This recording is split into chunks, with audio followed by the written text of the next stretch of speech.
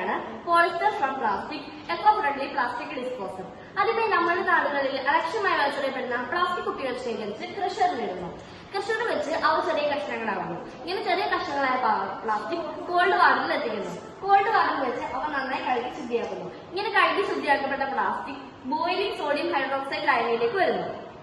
ഇവിടെ വെച്ച് ഇവയുടെ നിറം നഷ്ടപ്പെടുകയും കൂടാതെ നല്ല മയമുള്ളതായി തീരുകയും ചെയ്യുന്നു. അങ്ങനെ നിറം നഷ്ടപ്പെട്ടതും മയമുള്ളതുമായി തീർന്ന പ്ലാസ്റ്റിക് കളക്ടറിലൂടെ ദ്രാവകം വാർന്ന ശേഷം ഡ്രയറിലേക്ക് പോകുന്നു.